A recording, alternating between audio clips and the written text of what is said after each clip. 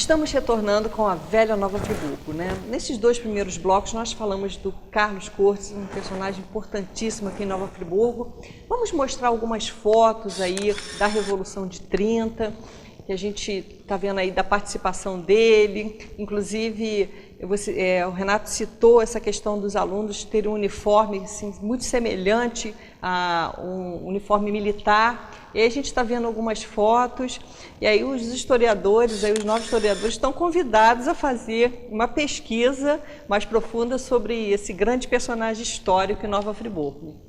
Renato, agora eu queria assim, aproveitar a sua presença para falar sobre Geração Bendita, né? Geração Bendita, muitos jovens já conhecem, porque esse filme ele está no YouTube e a nova geração já conheceu. E qual a importância desse filme em Nova Friburgo, né? O Carlos Bini, ele fez assim um documentário, né? É um filme documental sobre a primeira comunidade hippie em Nova Friburgo. Então ele foi lá, contou uma história paralela, uma história de amor, mas no fundo ele virou um filme documental porque ele mostra essa comunidade hippie em Nova Friburgo, se eu não me engano, no sítio em Vargem Alta, né? Do Coller. E você participou, né, nesse filme, juntamente com o seu irmão. Pontinha, né? Você era o delegado. Sou polícia. O seu irmão também tem uma participação. Era o pastor. Maravilhosa nesse filme, assim, João sabe? Carlos era o João, pastor. Carismático, assim, só de a presença dele no filme a gente já começa a rir, né? Ô, Janaína, essa turma, na realidade, eles começam, o Bini era vizinho nosso na Village. O Bini morava na Henrique Zamit, que é aquela rua onde mora... Foi meu vizinho. Ali, seu vizinho, né? Mesmo. Ali pertinho mesmo. Isso. A casa em frente ao posto ali, Isso. morava o Bini.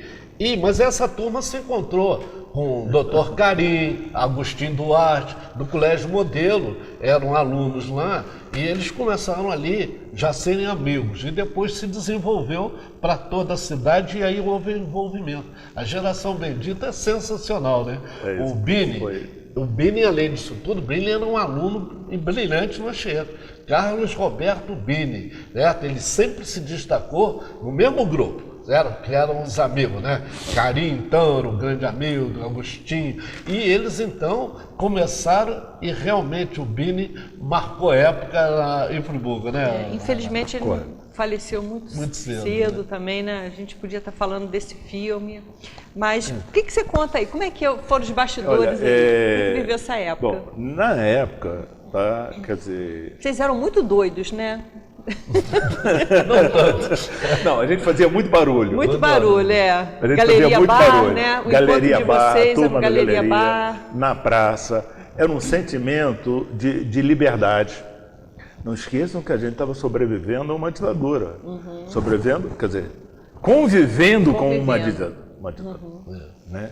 E ao mesmo tempo, como válvula de escape, a gente tinha toda aquela liberdade, a gente se sentia livre.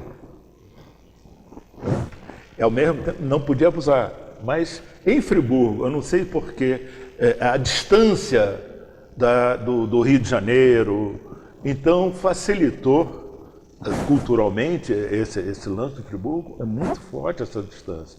Eu atribuo fundamental, é um fator, tá? Porque faz com que a gente almeje criar. Informação nós tínhamos, pelo menos um grupo, né?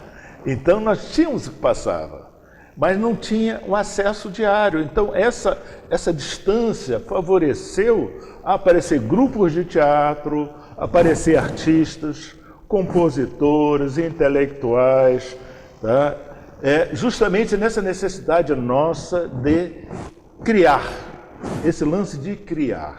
Então, quando nós convivemos na época, né, eu lembro dos grupos de teatro, então o alicerce está ali. É isso que eu acho interessante, Renato, porque hoje em dia a gente vê uma juventude rebelde aí, enche a cara, vocês também enchiam a cara na época, mas vocês têm um lado de pega essa rebeldia e usa de forma criativa, usa o teatro como uma forma assim de protesto, né, de contracultura, né, como era a questão da época, né. Hoje em dia não, é só bebida, uma juventude que... Não, e hoje, sabe? Infelizmente, tirar vantagem em tudo.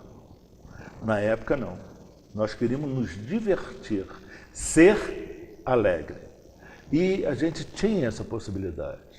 E o filme proporcionou de registrar historicamente, porque se registrasse todos aqueles movimentos que a gente fazia no Galeria Bar, não daria um livro, daria uma enciclopédia, vários fatos, várias coisas que aconteceram ali.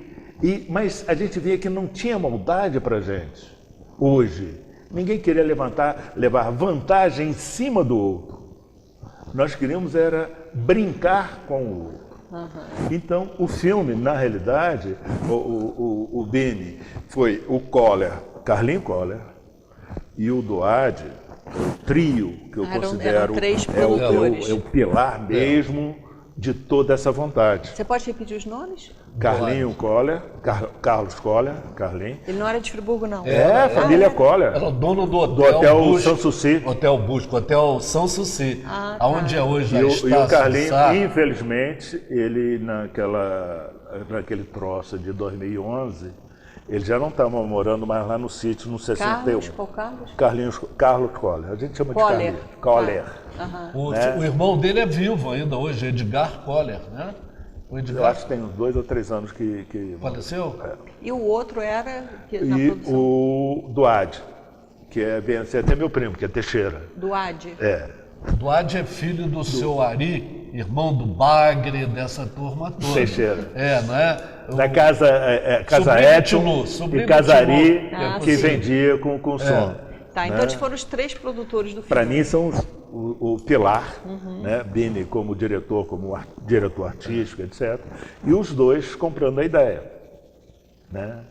E o Carlinhos tinha já, realmente, Doade tinha voltado da Europa, conviveu com uma tribo em Londres, passeou pela França. Então já tinha todo assim, essa convivência, mas voltou logo. Né? Assimilou. Porque Friburgo é Friburgo. Friburgo tem um troço. Avançado, sabe? Friburgo tem um troço que não adianta. Tá? Não é cemitério de elefante, não. É viver aqui. Aí Doade voltou. E o Carlinhos, por si só, ele era sensacional. Tá?